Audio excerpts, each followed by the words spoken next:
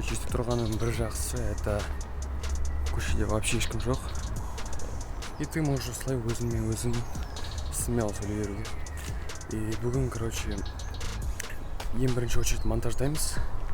Және де 2 айға немесе 3 айға не үшін жоқ болып кеттім деген сұраққа жауап беретін боламын.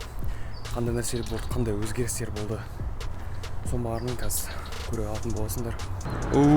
Чё за соска? Құдай қаласа бізде осындай болады. Джонни деген досымызбен біз осы жақта түсіріп жүрген болатынбыз көбінесе. И вот здесь көбінесе тренировка жайлы видео шығатын болады осы жақтарда. Осындай площадка өзі. И Джонниді қазір күтіп отырмын, что-то Джонни жоқ. Наверное, остановкаде.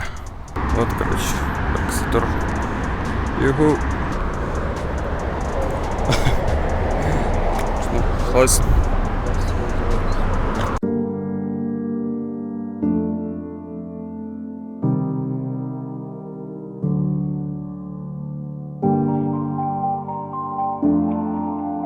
Всегда зеленый светло, всегда.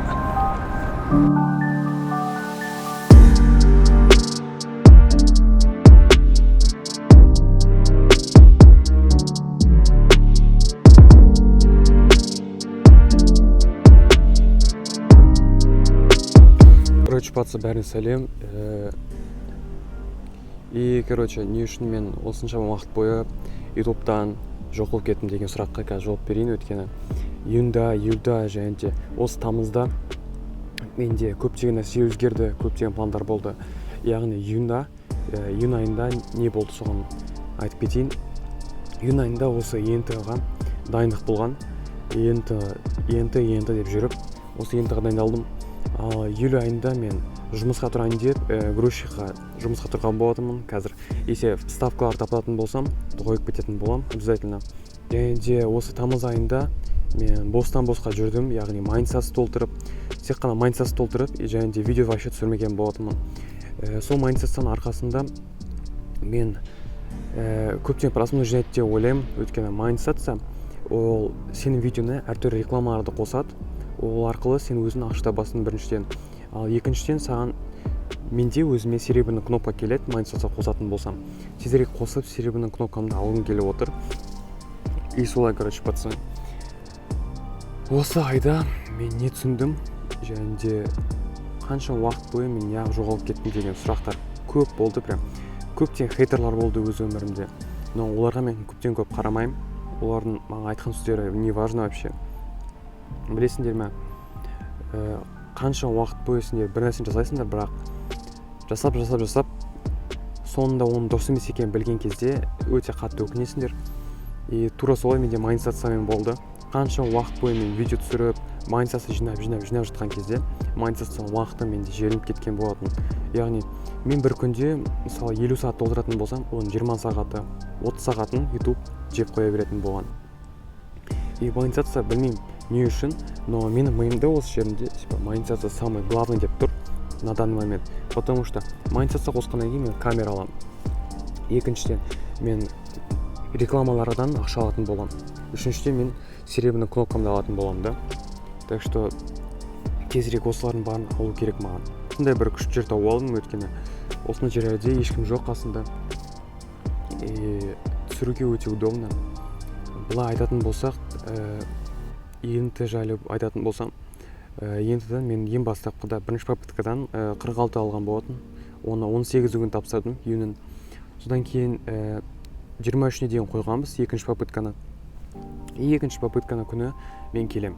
Оға дейін мен 3 күн бойы тест-центрдің өзінің аккаунты бар. Яғни сол арқылы мен дайындалған болатынмын 3 күн бойы. Сосын дайындалып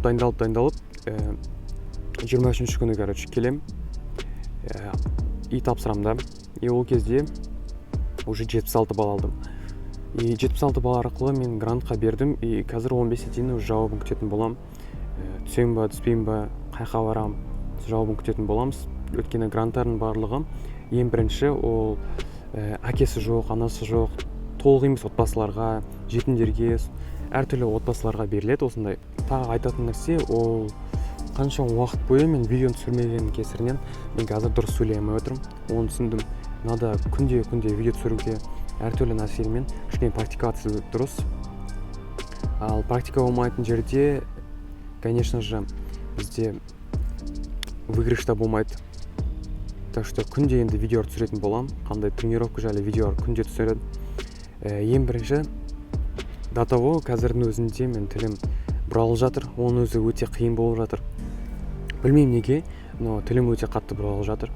Ал енді дальнейший мен каналымнан не көресіңдер? Ол ең бірінші, это спорттық контент. Екінші, мотивационный видеолар, яғни немен не істеп жатырмын, күнделікті қандай действиялар істеп жатырмын, және де бір нәрсені өзгерту үшін не істеу керек екенін жайлы білетін боласыңдар. Ал үшінші, ол таңертең тұрып, уже таңғы 5-те тұрып үйреніп жатырмын. Қазір 6-та тұрып үйреніп жатырмын. Дальнейшем уже таңғы 5-те тұрып үйренетін боламын. Өзім графигімді дұрыстаймын. Және де 5-ші, ол кітапты оқи бастадым. Сол кітаптар жайлы түсіру мүмкінмін. Көптеген нәрселер жайлы түсіремін, конечно же. Олардың барлығы развитиеға көптен көп плюсын тигізеді. Қанша уақыт бойы қайда кеттім, не істедім жайлы білдіңдер деп ойлаймын. Өте мощно болды по идее. Бірақ білесіңдер ма, видео түсірмегеннен кейін мен тілім бұралып, дым сөйлей алмай, ойыма дым келмей сөйтіп жүрген болатынмын. Ал видео түсіре бастаған кезде кәдімгідей идеялар келеді. Солай жүретінмін. Мен сіздерге айтып ғой жаңа қалай түсіріп жатқанымды. Міне қараңдар. Сумка, отырмын, этот жерде отырмын, батпақ, ну пофиг, да. Микрофон, сумка и мен. Осындай видта. Артында мынандай вид. И осы жерде, короче, видео түсіріп жатырмын. Өздеріне бір цель қойып алыңдар. То, что сендер 30 күн бойы немесе көптен көп күн бойы істейтін бір цельдерді қойып алыңдар. Сол цельді обязательно істеңдер. Менің қазір номер бірінші целім ол майндсетс болып тұр. Осы айдың соңына дейін мен майндсетс толтырып көремін. Күнде еңбектенетін боламын. Сендер де еңбектеніңдер. Ендеше бағыттан осы видеоны көргендер үшін рахмет. Скоро біз барын жаратын боламыз. Основной енді тренировка жайында видео болады. Так что всем удачи. Көргендер үшін рахмет. Лайктарыңды обязательно қойыңдар, комментарийға келесі видеоның тақырыбын жазыңдар. Өткен келесі видеоның тақырыбы сендердің қолдарыңызда деп әлі видеоны айтып келем. За поддержку үлкен рахмет. Теперь көріп отқан видеоларына қазір монтаж жасайтын боламыз. Удачи. Вот так вот, короче, мына жерде отыр. И ешкім жоқ па, еще сахна тұр какой-то. Мен осындай бір жерде отырдым да, и, конечно же, монтаждайтын уақыт келді. Қазір көріп отқан видеоны. И мен осы Adobe Premiere Pro деген программамен монтаждайтын болам. Открытие проекта. Мындай кофейня шығады. Отмена басамыз. И, короче, сендерден айтатын болсам, Adobe Premiere Pro мен всегда монтаждаймын. И қазіргі видеоны да мен осы Adobe Premiere Pro, бірақ 2019 жылғы, конечно же, но сонымен всегда монтаждап жүрмін. Так что сендер де осы Adobe Premiere Pro мен монтаждаңдар.